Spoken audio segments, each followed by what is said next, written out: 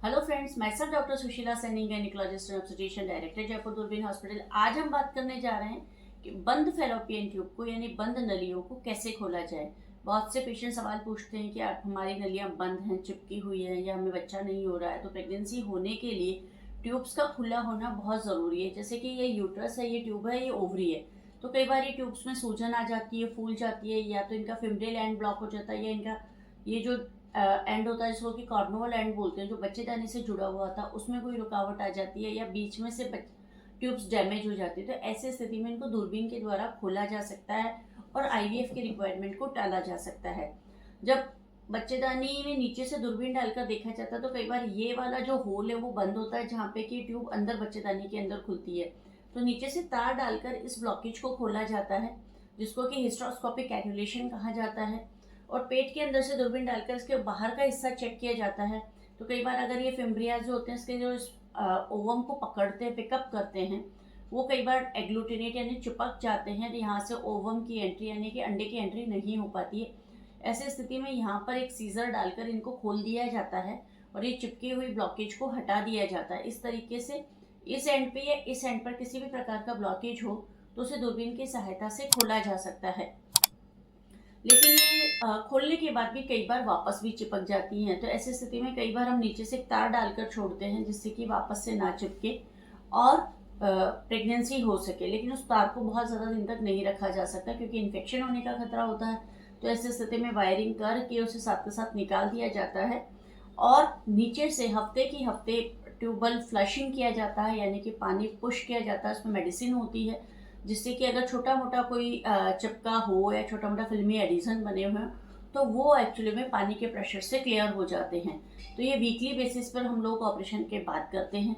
तो इस प्रकार ट्यूबल फ्लशिंग से, ट्यूबल कैन्युलेशन से और लेप्रोस्कोपिक ऑपरेशन से बंद और चिपकी हुई ट्यूब्स को सही किया जा सकता है।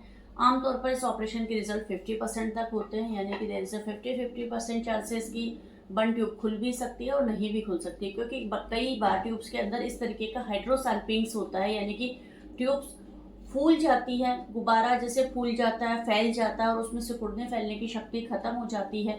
वैसे इन ट्यूब्स के अंदर भी ऐसा सिस्टम होता है कि ये सिकुड़ती और फैलती है, जिसकी वजह से जो एग है ओवरी से रिलीज होकर यूट्रस तक यानी बच्चेदानी तक पहुंचता है। लेकिन अगर इनमें सिकुड़ने फैलने की शक्ति नहीं होती है तो जो ओवम है वो यहाँ से यहाँ तक ट्रांसपोर्ट नहीं हो पाता और बच्चा कई बार ट्यूब के अंदर ही लग जाता है। और ट्यूब अगर इस तरीके से डैमेज है, यानी कि हाइड्रोसाल्पिंग्स बन गया है, यानी कि ट्यूब्स के अंदर पानी भर के और ट्यूब्स फूल गई हैं, खराब हो गई हैं, तो ऐसी स्थिति में इन ट्यूब्स को हटाना पड़ता है। इनको सही नहीं किया जा सकता, क्योंकि ये जब बच्चा बाई चांस लग भी जाता है तो एक्टोपिक प्रेगनेंसी होने का खतरा बढ़ जाता है। दूसरा, यदि आप आईवीएफ कराते हैं तो ये ट्यूब्स में जो गंदा पानी होता है वो बच्चे को डैमेज कर देता है। तो जो होपलेसली डैमेज ट्यूब हैं, यानी कि ग्रेड 4 हाइड्रोसाल्पिंग्स हैं, उन ट्यूब्स को हटाया जाता है और जो नॉर्मल सही ट्यूब्स हैं जो सही हो सकती हैं उनको तार डालकर या सीजर डालकर उन्हें खोल दिया जाता है। और बाद में पेटेंसी को मेंटेन रखने के लिए नीचे से ट्यूबल फ्लशिंग किया जाता है, जिसमें एंटीबायोटिक और स्टेरॉइड के इंजेक्शंस होते हैं, जिससे कि अंदर से ट्यूब हेल्दी बनाई जा सके और इन्फेक्शन को ख़त्म किया जा सके। साथ ही साथ एंटीबायोटिक का कोर्स भी दिया जाता है, जिससे कि और किसी प्रकार का इन्फेक्शन डेवलप ना हो। तो अगर आपकी ट्यूब्स के बारे में आपको बताया गया है कि ट्यूब्स बंद हैं, चिपकी हुई हैं, तो एक बार आप कंसल्ट ज़रूर कीजिए, एक ओपिनियन ज़रूर लीजिए, एक टेस्ट ज़रूर बनता है। क्या पता आपकी ट्यूब भी 50% चांसेस में खुल जाएँ और आपके आईवीएफ का खर्चा बच जाए। क्योंकि यदि ट्यूब्स खुल गई हैं तो डेफिनेटली आप उससे बार बार प्रेगनेंसी कर सकते हैं, तो आपको बार बार खर्चा लगाने की ज़रूरत नहीं पड़ेगी। यदि आपके इससे रिलेटेड और कोई सवाल है तो आप कमेंट बॉक्स में लिख के हमसे पूछ सकते हैं। हम आपके सवालों के जवाब देने की पूरी कोशिश करेंगे। आपसे फिर मिलेंगे एक नई वीडियो में नई जानकारी के साथ। तब तक नमस्कार।